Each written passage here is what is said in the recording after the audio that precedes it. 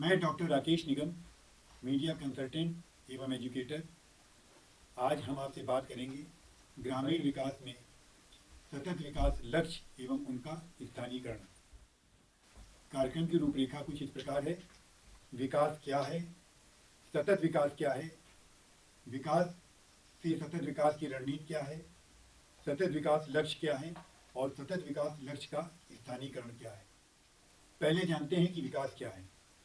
विकास केवल आर्थिक वृद्धि ही नहीं है। विकास का मतलब है कि बेहतर स्वास्थ्य, शिक्षा, उचित आवास, भोजन, संपूर्ण भौतिक जीवन और सामाजिक कल्याण के माध्यम से लोगों के जीवन स्तर में सुधार हो।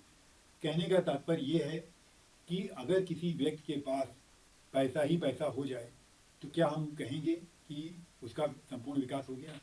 शायद ऐसा नहीं, क्योंकि मानव विकास जिसके अंतर्गत शामिल है शिक्षा, स्वास्थ्य और सामाजिक सुरक्षा, ये जो चीज़ें शामिल हैं, तो ये मानव विकास के कुछ सूचांक हैं और इस वक्त इन पे ज़्यादा ध्यान दिया जा रहा है कि आर्थिक विकास के साथ मानव विकास भी जरूरी है और इन सब में भी उपलब्धि मिलनी चाहिए।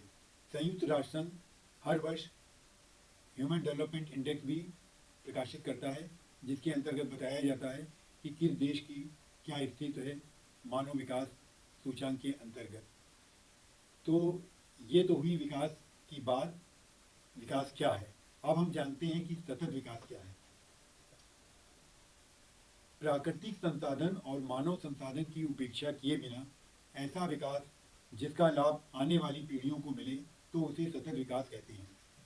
कहने का मतलब ये है कि हम कोई अगर ऐसा विकास करते हैं जिसमें हमारे प्राकृतिक संसाधन, जिसमें नदी, पर्यावरण इत्यादि शामिल हैं, और मानव संसाधन जिसमें मानव शक्ति शामिल है, इनकी उपेक्षा ना की जाए और विकास ऐसा हो कि विकास का लाभ आने वाली पीढ़ी को भरपूर मिले, तो हम कहेंगे कि सतत विकास हो रहा है।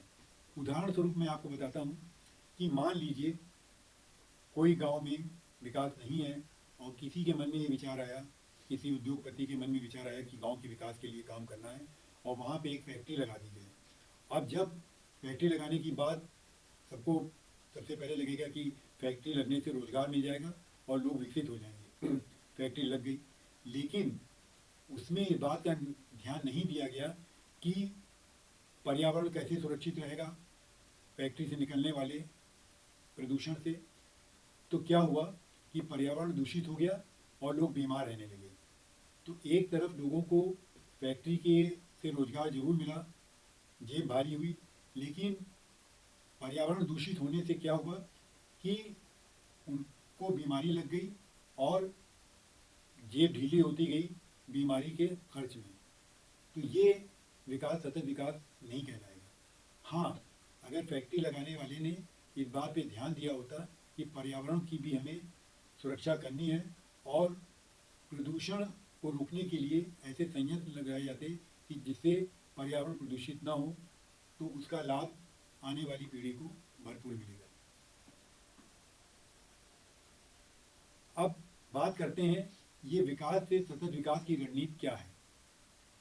इसके अंतर्गत देखिए, सबसे पहले हम जानें कि हमारा देश भारत जो है एक कल्याणकारी राज्य घोषित किया गया है।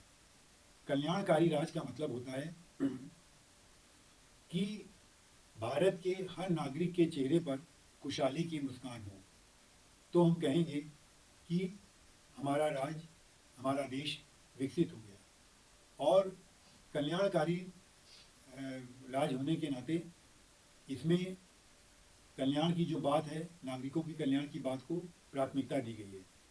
इसीलिए सरकार कल्याण, नागरिकों के कल्याण के हित को हमेशा ध्यान में रखे और सरकार पर अंकुश भी लगाए गए हैं हमारे संविधान के अंतर्गत। वो 2 चैप्टर हैं जो कि जाने जाते हैं, मूल अधिकार और directive principle of state policy, यानी राज्य के नीति निर्देशक सिद्धांत। इनके मूल अधिकार के अंतर्गत ये नागरिक के अधिकार को ही प्राथमिकता दी गई है और इनके अंतर्गत ये कहा गया है कि सरकार कोई भी ऐसा कायदे कानून नहीं बनाएगी जो कि हमारे मूल अधिकारों का हनन करता है। लेकिन एक बात यहाँ पे ध्यान देने की है कि मूल अधिकार हमें सीमाओं के अंतर्गत मिले हैं, कि जैसे हमें बोलने की स्वतंत्रता है, मतलब हम बोल सकते हैं, ये मूल अधिकार के अंतर्गत ये स्वतंत्रता प्रदान की गई है। लेकिन इसका ये मतलब नहीं हम मर्यादाओं का उल्लंघन करते हुए ऐसी भाषा का प्रयोग करें जो किसी को दुख पहुंचाए। इसी प्रकार जितने भी अधिकार दिए गए हैं उनमें कहीं ना कहीं कुछ सीमाएं भी निर्धारित की गई हैं, क्योंकि ये बहुत ज़रूरी है। अगर ऐसा नहीं होगा तो समाज का संतुलन बिगड़ जाएगा और एक सौहार्दपूर्ण वातावरण भी बिखर जाएगा। अब आते हैं नीति निर्देशक सिद्धांत।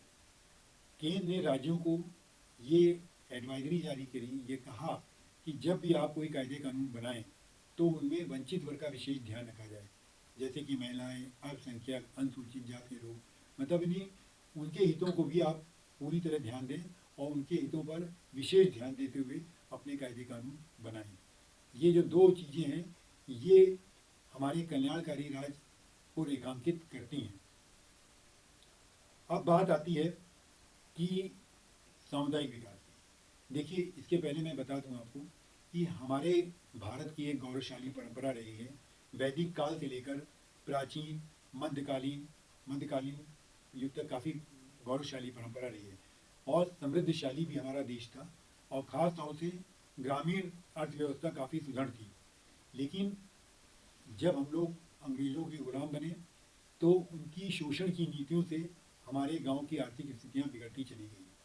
तो इसीलिए जब देश आज़ाद हुआ तो इस बात को प्राथमिकता दी गई कि गांव की दशा सुधारने के लिए विकास के कार्यक्रम चलाए जाएं, और फिर गांव के विकास के लिए ये ज़रूरी हो गया कि विकास के कार्यक्रम चलाएं, क्योंकि देश की आत्मा का विकास गांव में है। देश की आत्मा का वास जो होता है वो गांव में होता है। ये गांधी जी का भी कहना था, और ये कहा गया कि अगर हम अपने गांव का विकास कर लें तो देश का विकास भी हो जाएगा। फिर इसके अंतर्गत क्या हुआ कि आज़ादी के बाद ये तय किया गया कि गांव के विकास के लिए सामुदायिक विकास के कार्यक्रम चलाए जाएं। तो योजना आयोग द्वारा पंचवर्षीय योजनाएं बनाकर गांव के विकास के लिए कार्यक्रम चलाए गए। ये कार्यक्रम चलते रहे, लेकिन कुछ समय बाद जब ये इनका मूल्यांकन किया गया तो ये पाया गया कि जिस विकास की हम बात कर रहे थे वो वांछित विकास नहीं मिल पाया, और इसके लिए लोगों ने शायद ये नोट किया, लोगों को ये आभास हुआ कि ये जो विकास के कार्यक्रम चलाए जा रहे हैं ये टॉप टू डाउन अप्रोच चलाए जा रहे हैं। टॉप टू डाउन अप्रोच का मतलब ये है कि ऊपर के लेवल पे सब कार्यक्रम बना लिए गए और उनको थोप दिया गया नीचे के स्तर पर। फिर क्या हुआ कि लोगों ने कहा नहीं, अब हमें बॉटम अप अप्रोच में काम करना है, कि यानी कि जिनके लिए विकास किया जा रहा है वही अपनी योजनाएं बनाएं, उनकी समस्याओं को ध्यान में रख के कार्यक्रम प्रतिपादित किए जाएँ। इसके बाद क्या हुआ कि एक महत्वपूर्ण संशोधन हमारे संविधान में करा गया, जो 73वां संशोधन के रूप में जाना जाता है 1993 में, और इसने पंचायतों को एक शक्ति प्रदान करी, पंचायतों को व्यवस्था प्रदान करी, जो कि पंचायतों का इस संशोधन के पहले कोई व्यवस्थित रूप नहीं था। इस संशोधन के पश्चात पंचायतों को व्यवस्थित किया गया और कहा गया कि 3 स्तर की पंचायतें बनेगी। पहली होगी ग्राम पंचायत, दूसरी होगी क्षेत्र पंचायत और तीसरी होगी जिला पंचायत, और विकास के कार्यक्रम इनके द्वारा चलाए जाएंगे। फिर क्या हुआ कि इन संशोधन के फिर इसके बाद ये देखा गया कि फिर भी कुछ वांछित परिणाम नहीं मिले और विकासशील देश विकसित देश की परिधि में नहीं आ पाए। तो फिर ये जो चिंता थी विकासशील देशों की, ये पूरे अंतर्राष्ट्रीय स्तर का मुद्दा बन गई, और संयुक्त राष्ट्र संघ ने सोचा कि अगर ये विकासशील देश अगर विकसित नहीं हो पाए तो इसका असर पूरे विश्व पे पड़ेगा। तो संयुक्त राष्ट्र संघ ने अगुवाई करते हुए कुछ मिलेनियम डेवलपमेंट गोल 2003 में निर्धारित करे, जिनका की मेन मकसद था मानव कल्याण और पर्यावरण की सुरक्षा, और उसमें प्राथमिकता दी गई विकासशील देशों को। ये जो गोल थे गरीबी और भुखमरी की समाप्ति, सब बच्चों के लिए प्राथमिक शिक्षा, लिंग समानता और महिला सशक्तिकरण को बढ़ावा देना, शिशु मृत्यु दर में कमी लाना, मातृ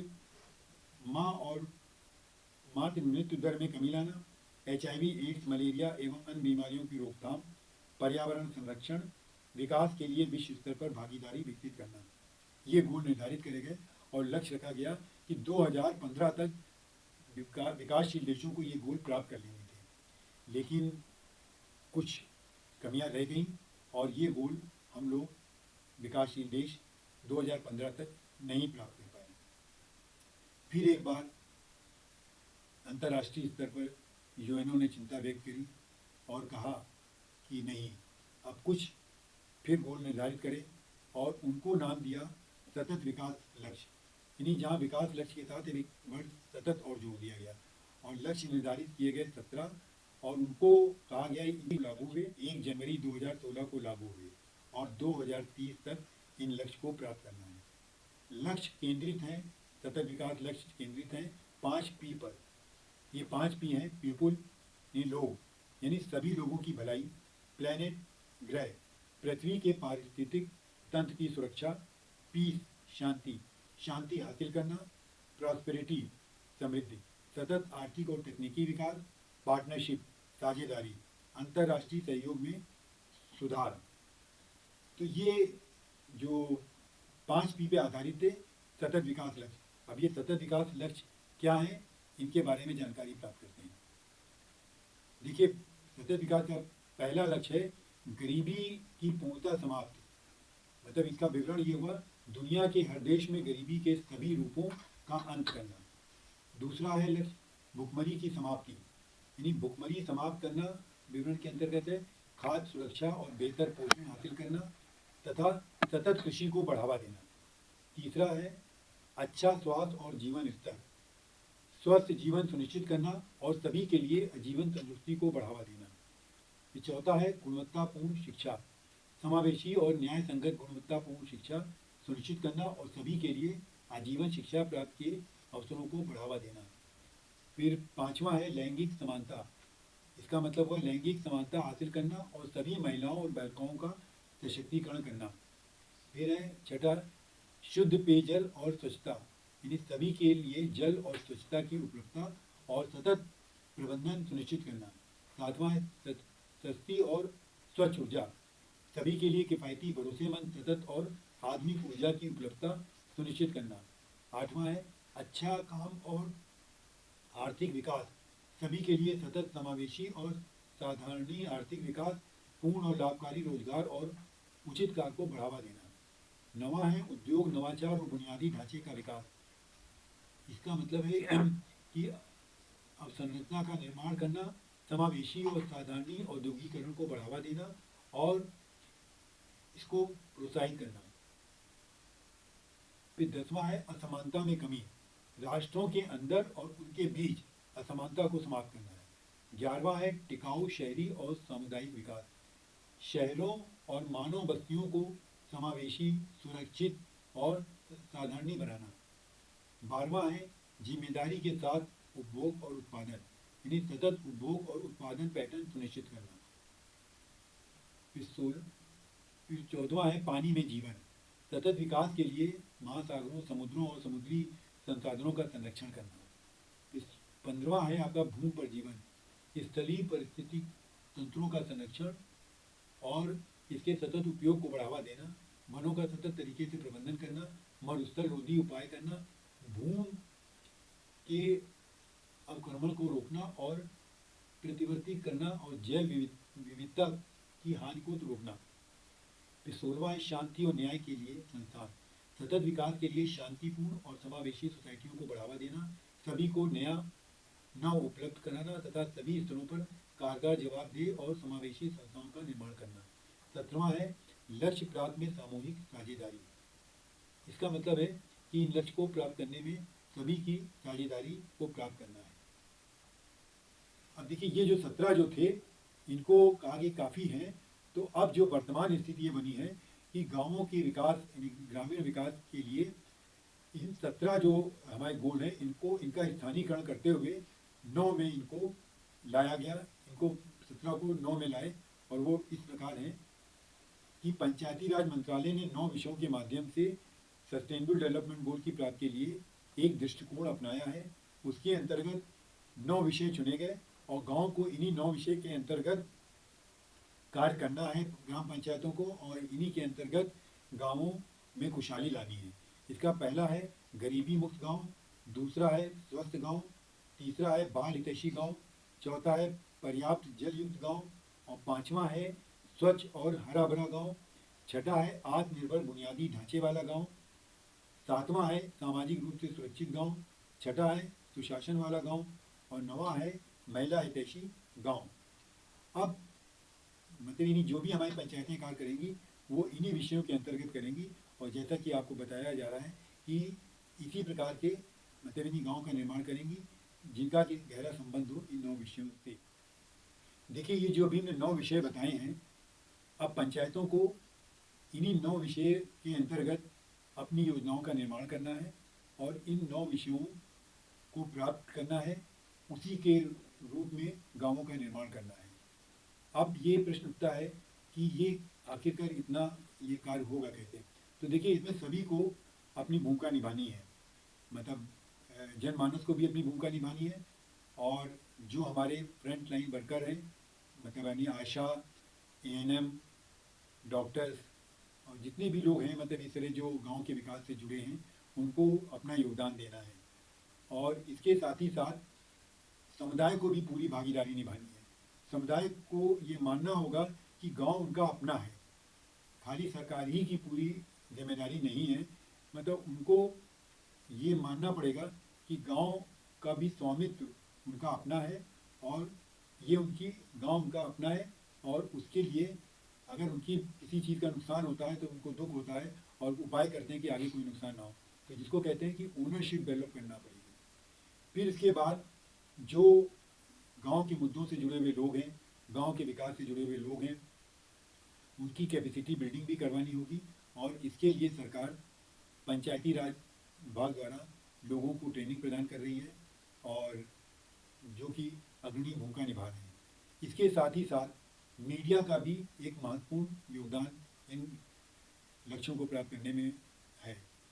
मीडिया को अपनी सामाजिक उत्तरदायित्व के अंतर्गत ये पूरी तरह से कोशिश करनी होगी कि जो लोग अच्छा कार्य कर रहे हैं इन लक्ष्यों को प्राप्त करने के लिए उनकी अच्छी कवरेज करें और उनको लोगों तक पहुंचाएं, जिससे कि लोगों को प्रेरणा मिले और बाकी लोग भी इस कार्य को बढ़ चढ़कर करने में अपनी योगदान को निर्धारित करें।